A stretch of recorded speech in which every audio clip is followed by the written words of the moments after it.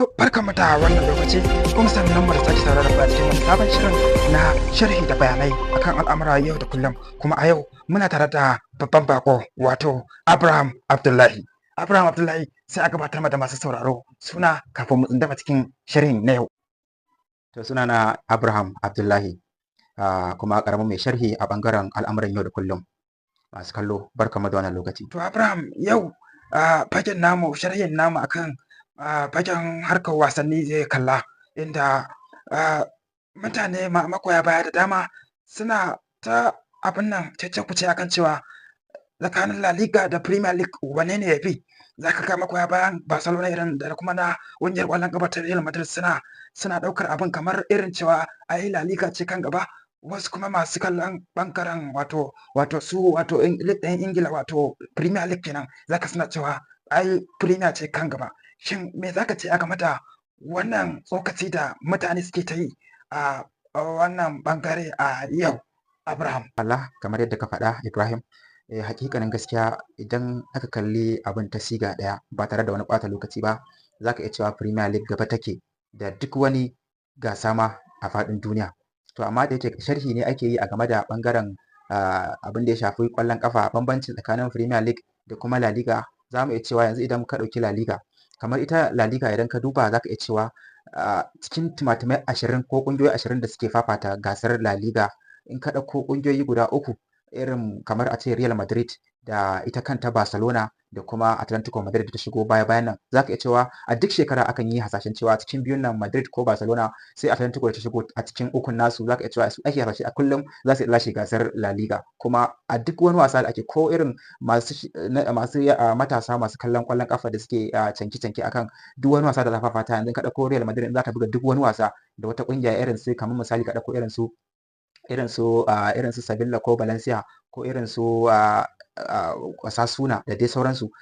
Idan za a buga wasa irin wannan za ka ji kowa ya fi ba da ƙarfi akan Madrid za ta yi winning a wannan wasan. Ba za ka ji an yi sharhi ko irin an nuna cewa ai 100% cewa wasan za a iya doke Madrid. Haka ita ma Barcelona. To kwara-kwara Atletico Madrid za ka iya yin sharhi akan ta idan za ta buga da irin Sevilla ko Valencia ko Real Sociedad, ka iya cewa wasan sai an tashi. To amma idan muka je Premier League kuma, in ka kalli Premier League a cikin ƙungiyoyi 20 da suke fafata ita gasar ta Premier League, za ka ga kowace ƙungiya idan za ta haɗu da wata wasa ne da za a yi sharhi akan cewa wani abu zai iya faruwa a wasan. Ba za a ɗauki kai tsaye a ce an ba wata ƙungiya winning ba, wato nasara ba. Kamar in ka ɗauki kuma sannan abin da ya sa League ɗin Ingila ma yake da zafi kenan, kowa zai iya doke kowa a yadda ake tafiya. Kuma duk girman ƙungiya yanzu suwaye ƙungiyoyi, kuma akwai ƙungiyoyi wanda ake kira top 5, wato ƙwarai 5 kenan a gasar Premier League, wanda idan ka ɗauko irin su Manchester United, Arsenal, Liverpool, Manchester City da kuma su wato Chelsea, sai Tottenham da take shigowa a ciki.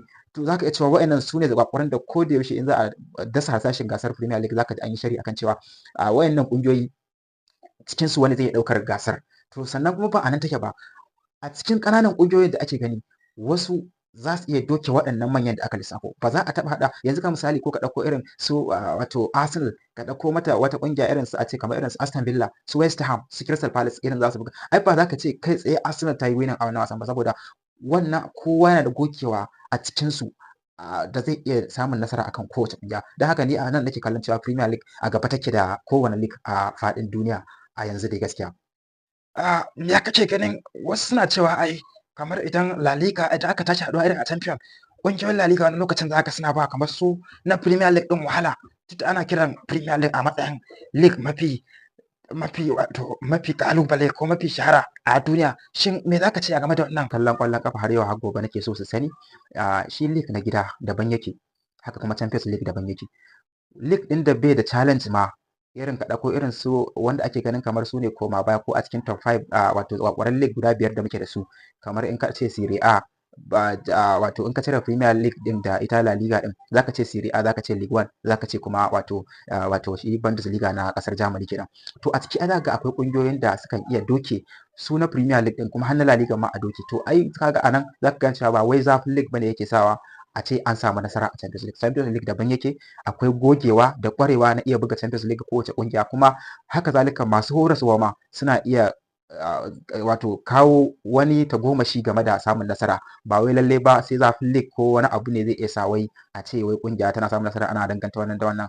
Wannan ba shi bane. Ina so masu kallon ƙwallon ƙafa su fahimci cewa league daban yake, haka kuma Champions League daban yake, ba wai zafi bane buga shi. Masha Allah, masu kallo duka nan muka kawo ƙarshen tattaunawar tamu a wannan fashin baki na yau. Kuma za mu so ku shaida mana a comment section, shin me za ku ce a game tsakanin La Liga da Premier League?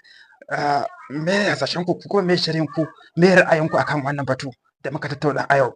Don haka nake cewa mu haɗu da kowa cikin wani sabon shirin idan Allah ya kai mu. Ibrahim Habibu nake muku lalai marhaban.